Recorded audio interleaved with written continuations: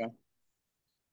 Welcome to the fine print, ladies and gentlemen. My name is Caleb Teskey, and today we got a wild one for you. I have Josh Emery here joining me from Rutan Negara Prison in Bali, Indonesia. Josh, thanks for being here, man.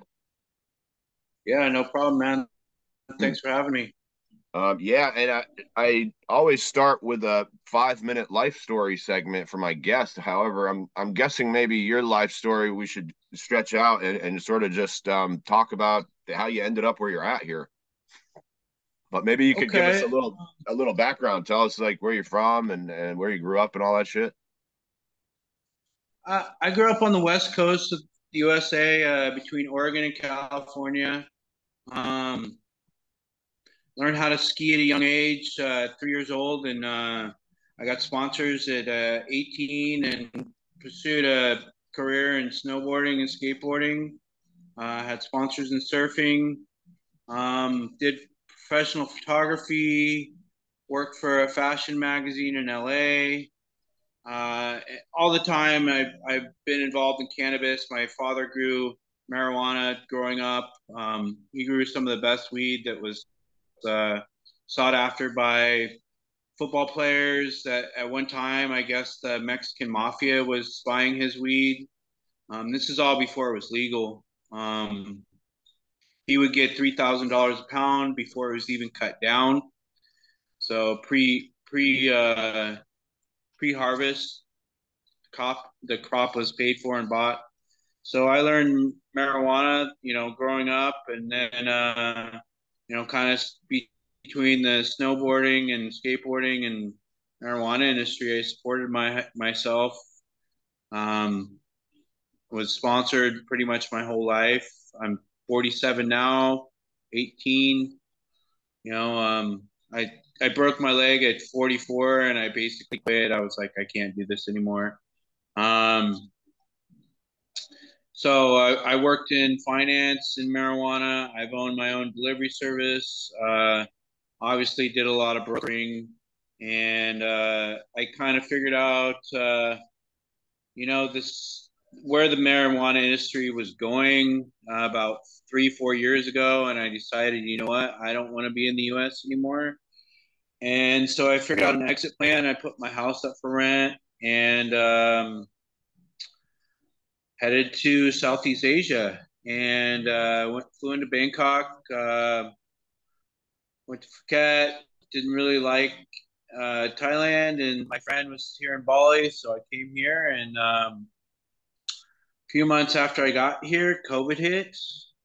Actually, it was longer than a few months, but shortly after I got here, COVID hit. So I wasn't. My plan was to use Bali as a home base and to travel around Southeast Asia and find out where I really liked in Southeast Asia and kind of just set up a new home base and live down here for the rest of my 40 years basically, or however long I have left. And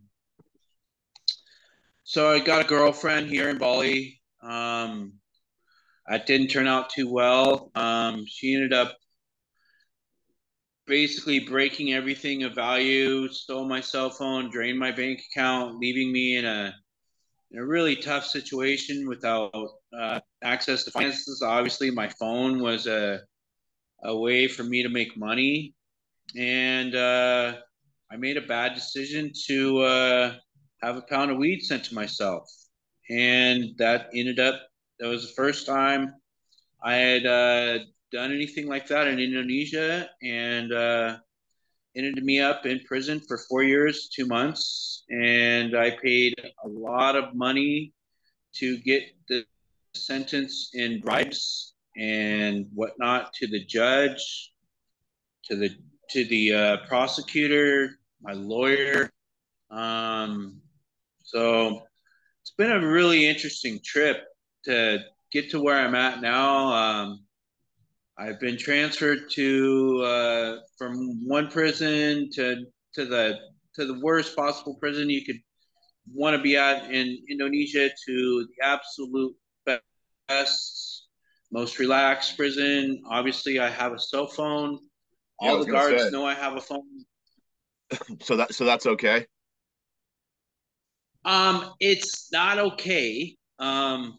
It's something that they kind of look the other way. Like, um, you pay a bribe to have your phone in here. Typically, um, I'm in a really good situation where I have my own room. Nobody else in this whole prison has their own room.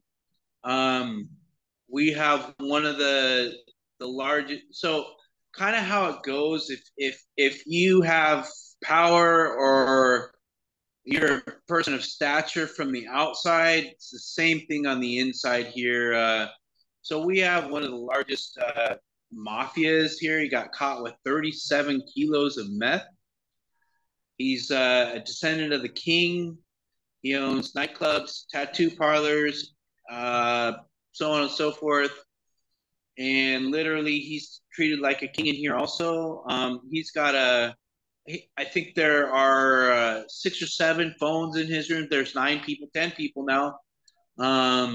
He's got a Wi-Fi router in his room. So, Okay. I mean, that being said, like you can have if you have the money and the power, you have whatever you want here. Let me ask you this, Josh. So, How did you get caught? post office. Can you explain They sort of screen it. can you explain the circumstances for us, please?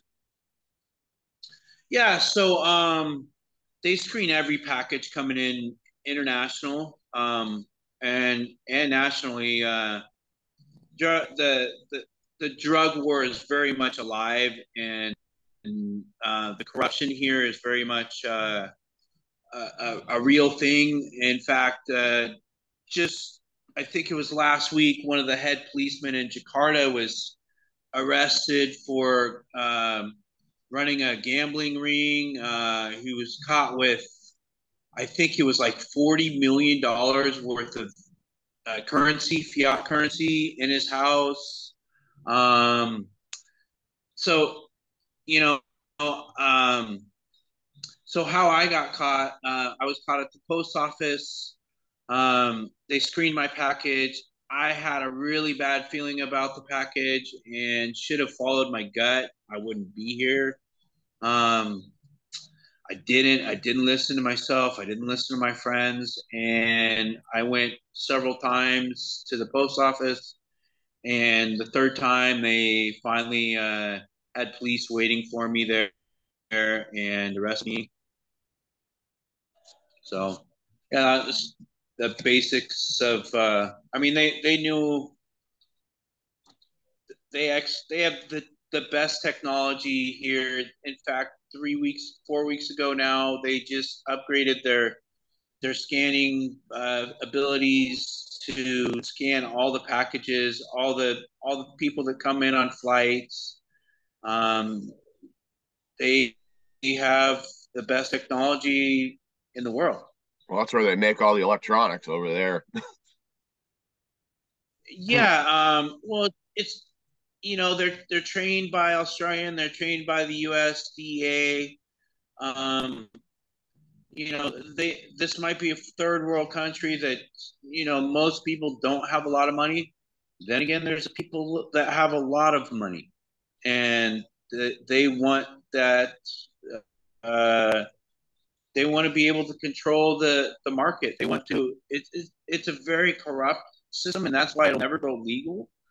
Is because the corruption is so prevalent that, like I said, it comes down to the lowest policemen and the guards and everybody. Anytime. I mean, they basically look at Western people as a ATM. It's a really sad thing. Um, So, how was the court proceedings? How does that work over there? well, it was very stressful, man. Me not knowing the language, just how the works.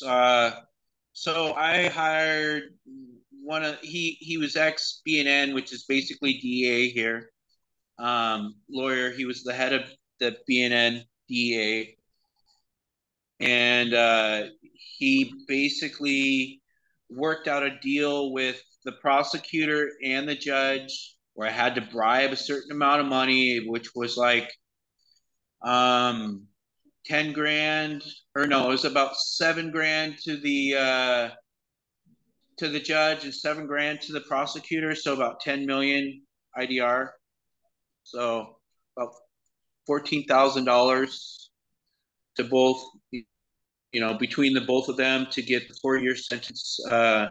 If I didn't have that money or be able to get that money, I would have probably got double the sentence, 8 years, maybe 7, if I was lucky. And how about the you said well, go ahead, finish that part, and then I'll get to the next question. Sorry. Yeah, I have a friend, so I was up until like a couple weeks ago, I was the only Western or only white guy, only foreigner in this prison. And we just got a new one that he got caught with a kilo of cocaine, and it cost him, I think he said, 160,000 US dollars to get. I think he got 6 years, 7 years, something like that. Yeah. So I mean, it's just, I mean, that all. I don't know how much he paid for his lawyer, but it might have been 10 grand to his lawyer, and the rest went to courts to get that that that sentence, and he's happy. He's really happy. I was gonna say, it seems like the sentences for drugs over there could range from like really bad up to like execution in some parts of Asia. Well, yeah, they're just now, some girl was trafficking um, large amounts of either cocaine or speed. I don't really know which one, but she's looking at the death penalty right now. The cop that I talked to you about is probably going to get the death penalty. Wow. Yeah. Yeah. So it's a serious thing, man. It's I understand I broke their laws and I'm paying that price. Um, for me, it's a very high price, if you ask me. I would agree. 4 years for a pound of weed. Yep. So, boy, this is like an And episode of Locked Up Abroad here. yeah, it really is. I mean, another reason I ordered the weed or had the weed sent to me, the main reason is I have some really heavy medical issues. Um, I broke my back. I was jumping off a cliff, crushed my L1. I have nerve damage in my legs, chronic pain in my back. I have one kidney because of I have bladder and bowel issues, and it backed up, like it ballooned my kidney. So insomnia, PTSD. So I use medical marijuana medicinally, and here I'm on sleeping medication. I'm on pain medication. I'm on antibiotics. Oh, Uh, I have a stone in my gallbladder right now that I have surgery on, and the U.S. government is really being not helpful at all. So I've had some friends help me looking up statutes and whatnot, and there's a, a Rule 24 that Nelson Mandela has written, basically saying that you can't leave a prisoner to die, or to if he doesn't have money, family doesn't have money to help him, that they have to help him, and they're forcing me to take a loan out. Um, so yeah, between the medical situation and just the sentence, I've come to accept the sentence. It is what it is. Know, can't change it. So I'm making the best of that situation, and I just hope that I can deal with these medical conditions. Really. I feel like this is sort of why you reached out to me here. You said you were looking for some exposure for your case, and this thing, maybe trying to petition the government for money for your surgery or something like that. Yeah. Well, so I've have a petition on change.org that I've set up.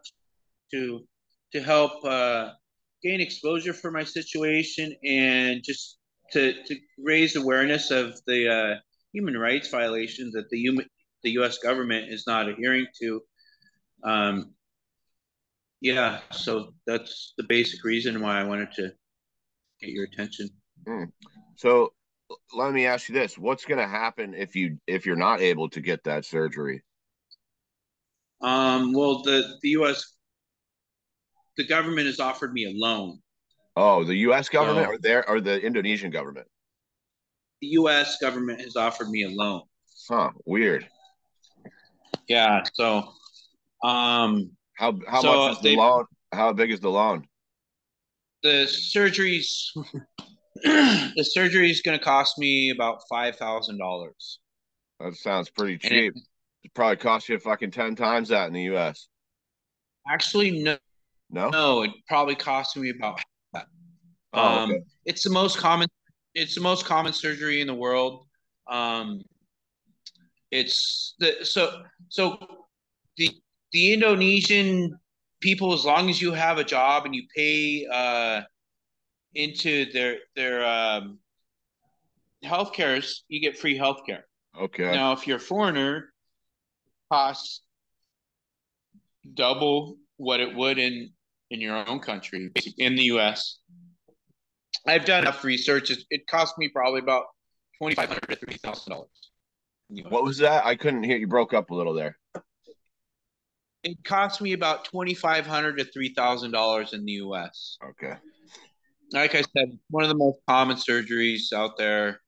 Um, Gallbladder stones, or it's yeah. So Can you tell us a little bit about the conditions? Like you said, you were in one spot that was particularly, you said it was the worst place in Indonesia, basically. Could you tell us what that was like?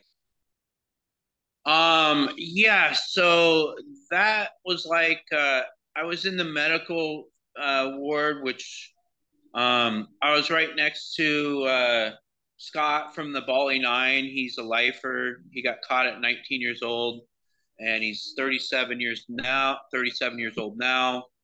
Um, you're basically a lot of the day you're locked down. The other parts of the day, it's controlled movement. Like one pod gets out, another pod has to come back in, type thing. It's very crowded. I mean, even in here, it's the small, like the room that has 9 people in it is about the size of mine, and I mean, there's 5 on the floor and 5 on this kind of bench thing that I sleep on here. So That I'll looks show like, you that again. yeah, yeah, please. So And you then kind are of you allowed to come and go as you please? How does that work? Do you have a key to the door? um I actually, since I had some problems with people coming in and stealing my stuff, I put a lock on the door.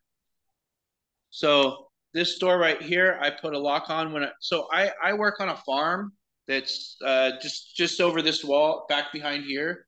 Um and I have yeah, so when I leave I lock my door. So you have a And job? um per se, it's yeah, I tend to the fish. There's a fish farm back Something to there. do to keep you busy. Yeah, it's exactly that. It's busy work. And you got a phone, so at least you So got some internet connection, which is, I got to tell you, Josh, I kind of didn't believe you at first. I was like, this guy just told me he's in jail, but he's on the phone. But I know how these things work, and I've seen tons of episodes of Locked Up Abroad, and I'm sure you could get a phone, and if you have enough money, it seems to be the general consensus. yeah, so Boy, that's wild. Sorry about that.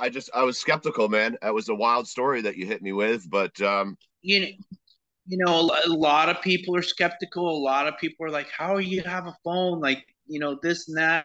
And I'm like, "Well, it's a front country, and it's kind of just the way it works." Like, I mean, literally, I'm taking a big risk by even coming on your show and talking about my situation. I got in trouble a couple weeks ago or a month ago about posting to my Instagram. So I won't be posting. Like I'll share. I turned my Instagram to private now, so they can't go creep on my Instagram. But this is a risk for me. This is a big risk. They find out that I did this. You're breaking up a little bit here, Like Josh. Hang on right here.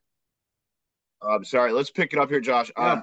The connection is a little choppy, but I want to let you get through the end of the story here so I can, let people hear what your situation is. Yeah, so like I was saying, I'm taking a big risk by being on the show. I got in trouble for posting to my Instagram to raise money for my. Uh, so they do a sentence reduction, and I hired a lawyer. Tried to get the sentence reduction. I was turned down, and I was posting to my Instagram to raise money for on a money, and they found my Instagram and all these posts that I've been posting, all these videos. I kind of use this as my little background right here, so people realize I'm in a prison because I mean, right here you can't really tell, but yeah. So they caught me. They took me into the office and told me if I do this again, blah blah blah blah blah. They, they definitely take my phone. They could move me to a different prison. Um, Damn. who knows what could happen? But you know, I'm going to risk whatever I have to raise awareness for my health. You know, I'm in a very tough situation. I don't have, I don't have family support really. I have friends that stuck by me and really helped me out through this situation. I'd be thankful enough for those guys, and then some new people that have come along and befriended me throughout the situation because I've been posting and because I've been active on Instagram and Facebook. That we're now talking because of Instagram. Yeah, So that's or pretty wild. Instagram or link one Yeah, of I the think it was two. I think it was LinkedIn maybe. Let me ask you this, Josh. Do you feel safe in there? You feel like you're in any danger? Uh, dude, I haven't seen one fight the whole entire time. I can't say I haven't seen one fight, but in here especially, like I was saying about so the guy I was talking about earlier, the one that came in and had like is the mafia boss, is the boss of the block, and uh, no, I'm not in any sort of danger at all. I don't Good. feel threatened. It's so Bali is the people are the most friendly, the nicest people I've ever really met. I can't talk bad about them that way, besides the fact that they really don't have any money and they look at you like an ATM machine. That's unfortunate. The corruption is unfortunate. I mean, it's fortunate that I can get a phone in here, but at the same time, it's like, it's definitely offsetting. What about the food? What are you eating in there? Are you eating all right? I actually out of my the farm, I built my own little house, and I have a kitchen that I cook all my own food in. I eat a lot of veg. I eat a lot of fruits. Otherwise, it's rice and uh, a tiny piece of chicken or a piece of fish that's barely edible. I wouldn't feed it to my dogs. Honestly, it's really bad. Ouch. What about like Yeah, it's what do they let you keep in your cell there? Do you got books and stuff like that? yeah. I got books. I got I got a speaker. I got a power bank. I got. I mean, I really just I spend a lot of time on my phone trying to educate myself, trying to better myself. Um, just really anything to learn, man. That's my like. I've come to the realization that I'm going to be here for another couple years almost. Yeah, how far into your sentence? And Sorry, Josh. right now I'm about halfway. I'm 20, Okay. 21 months, and I've got about 20 left. Could be 18 at the best situation. 20 is about what I figure. So Okay. um, I was so I had a lawyer that I was using that I had ordered a new Galaxy Pad, and he was supposed to bring that in here, and he ghosted me. And I was going to use that to learn. I'm starting up working on starting a digital agency that'll handle social media, web design, anything digital that you need, bumper videos, YouTube videos. I have experience editing videos through skateboarding and snowboarding. So yeah, that's kind of what I'm gonna be doing here shortly. And then what's the plan when you get out? Are you staying there? Are you coming back to the States? No, I'll be forced to leave the country. Um, I'll come back to the U.S. I've been working on a couple different plans as far as like business stuff. Within the last year, we've been me and my partner have been working on getting funding for a vertical integrated marijuana operation out of Colorado Springs. And so we're in the final stages of writing the business plan and pitch deck and pro forma stuff like that, financials. So we're hoping by he said the end of this week we'll have that ready to pitch to our potential funding operations.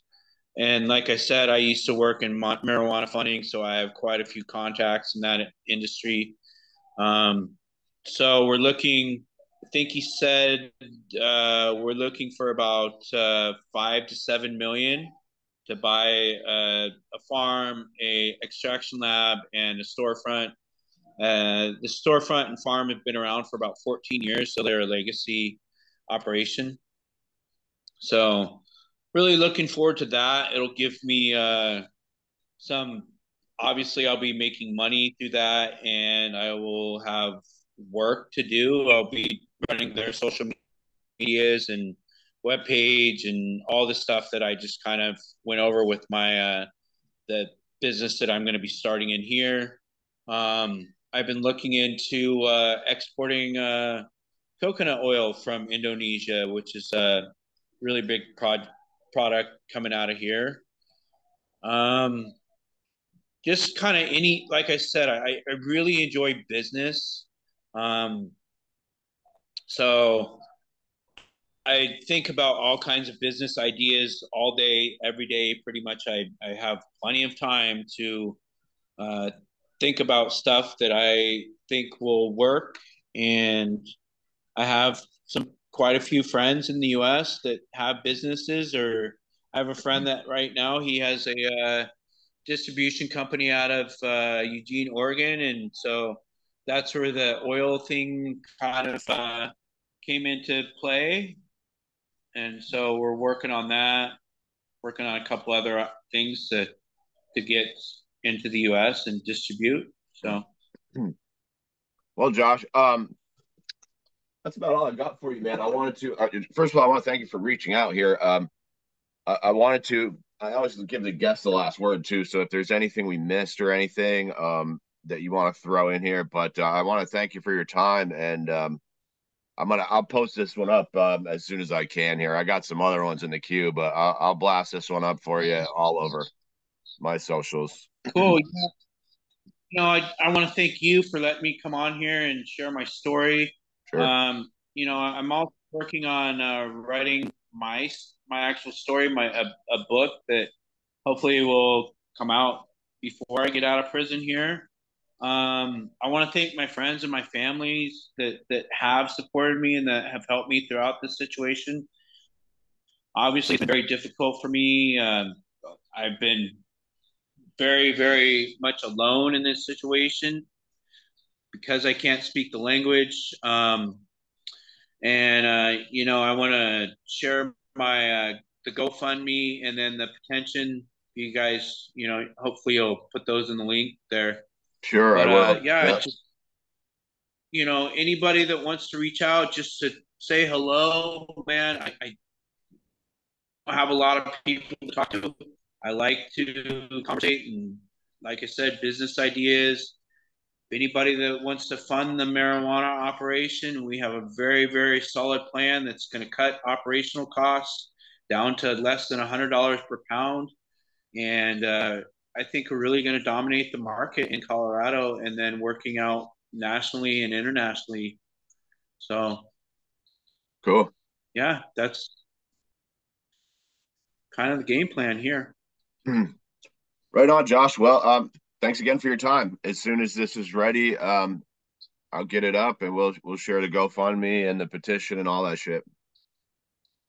Awesome, man. Hey, thanks for your time, man. I appreciate you and all your crowd.